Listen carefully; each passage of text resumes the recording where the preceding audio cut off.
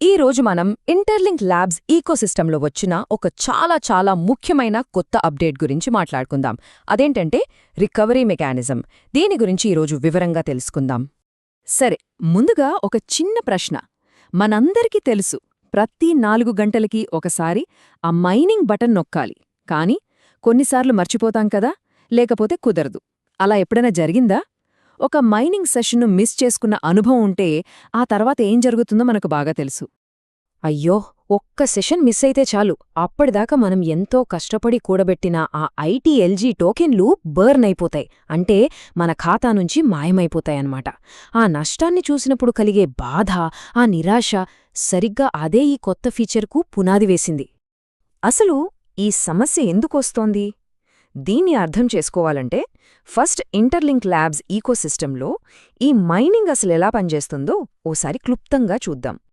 So ITLG, ఇది ఈ project యొక్క ఇంటర్నల్ యూటిలిటీ టోకెన్. యూజర్లు ప్రతి 4 గంటలకొకసారి హ్యూమన్ వెరిఫైడ్ మైనింగ్ సెషన్లు ద్వారా దీన్ని సంపాదిస్తారు.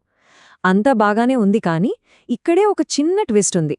మనం ఒకవేళ సెషన్ను మిస్ అయితే ఆ క్రమశిక్షణ లోపానికి గుర్తుగా మనం అప్పటిదాకా సేకరించిన టోకెన్లలో కొంత భాగం బర్న్ అయిపోతుంది. ఇదే అసలు సమస్య. అయితే యూజర్ల ఈ బాధను, ఈ నష్టాన్ని ఇంటర్లింక్ ల్యాబ్స్ అర్థం చేసుకుంది. అందుకే ఇప్పుడొక అద్భుతమైన పరిష్కారాన్ని మన ముందుకు తెచ్చింది. అదే ఈ రికవరీ మెకానిజం. ఒక్క మాటలో చెప్పాలంటే ఇదొక గోల్డెన్ ఛాన్స్ అన్నమాట. ఈ కొత్త ప్రోటోకాల్ ద్వారా యూజర్లు కేవలం క్రమం తప్పకుండా మైనింగ్ చేస్తూ ఉంటే చాలు. వాళ్ల నిబద్ధతను నిరూపించుకుంటే గతంలో కోల్పోయిన ఐటీఎల్జీ టోకన్లను తిరిగి పొందొచ్చు. ఎంత బాగుందో కదా! ఇదొక అద్భుతమైన రెండో అవకాశం. ఇది ఎలా పనిచేస్తుందో అర్థం చేసుకోటానికి ఈ రెండిటినీ పోల్చి చూద్దాం. ఒకవైపు సాధారణ మైనింగ్ ఉంది. దీని ద్వారా మనం కొత్త ఐటీఎల్జీ టోకెన్లను సంపాదిస్తాం. మరోవైపు ఈ కొత్త రికవరీ మెకానిజం ఉంది. ఇదేం చేస్తుందంటే మనం ఆల్రెడీ కోల్పోయిన, అంటే బర్న్ అయిన టోకెన్లను తిరిగి వెనక్కి తెస్తుంది. ముఖ్యంగా గమనించాల్సిందేంటంటే ఈ రెండు ప్రక్రియలు ఒకేసారి సమాంతరంగా నడుస్తాయి. అంటే కొత్త టోకెన్లు సంపాదిస్తూనే కోల్పోయిన వాటిని కూడా తిరిగి పొందొచ్చు. దీనివల్ల మన ప్రస్తుత సంపాదనకు ఎలాంటి ఇబ్బంది ఉండదు. సరే, అంతా బావుంది. మరి ఈ రికవరీ ప్రక్రియ ఎలా పనిచేస్తుంది? దీని రూల్స్ ఏంటి? ఆ వివరాల్లోకి ఇప్పుడు వెళ్దాం. ఈ రికవరీ ప్రాసెస్లో 4 సింపుల్ స్టెప్స్ ఉన్నాయి. చూడండి. ఫస్ట్ స్టెప్, ఒక్క సెషన్ కూడా మిస్ కాకుండా వరుసగా 4 మైనింగ్ సెషన్లను పూర్తి చేయాలి. అది పూర్తి చేసిన వెంటనే స్టెప్ 2, ఒక రికవరీ స్టెప్ అన్లాక్ అవుతుంది. ఇక స్టెప్ 3, ఈ స్ట్రీక్ను ఇలాగే కంటిన్యూ చేయాలి. అయితే 4వ పాయింట్ చాలా ముఖ్యం. పొరపాటున ఒక్క సెషన్ మిస్ అయినా సరే మొత్తం స్ట్రీక్ 0కి పడిపోతుంది. అందుకే ఇక్కడ క్రమశిక్షణ అనేది కీలకం. మరి ఎంత రికవర్ చేసుకోవచ్చు? అక్షరాల 99%.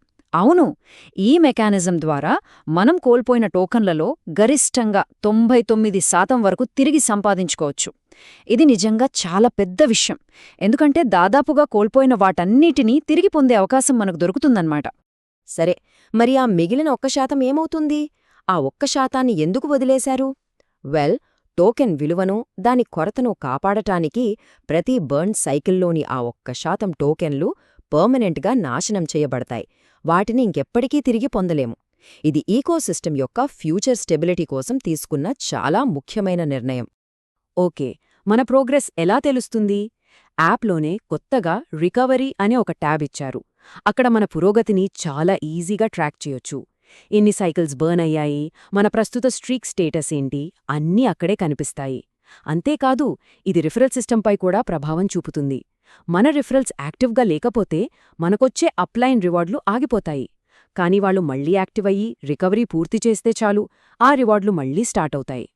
ఇప్పటివరకు ఈ ఫీచర్ ఎలా పనిచేస్తుందో చూశాం కదా. ఇప్పుడు అసలు విషయానికి వద్దాం. ఎందుకు ఇది ఈ టైంలో ఇంత ముఖ్యం? ప్రాజెక్ట్ యొక్క భవిష్యత్ ప్రణాళికతో దీనికున్న లింక్ ఏంటి? అది తెలుసుకుందాం. ఏ టైంలైన్ చూస్తే మనకొక క్లారిటీ వస్తుంది. ప్రాజెక్ట్ ఎంత ఫాస్ట్గా ముందుకెళ్తుందో చూడండి. జనవరి 6న ప్రపోజల్ పెడితే ఫిబ్రవరి 25 కల్లా ఈ ఫీచర్ లాంచ్ అయిపోయింది. అంతేకాదు, అతి త్వరలోనే, అంటే ఇదే క్వార్టర్లో వర్షన్ 5.0 రాబోతోంది.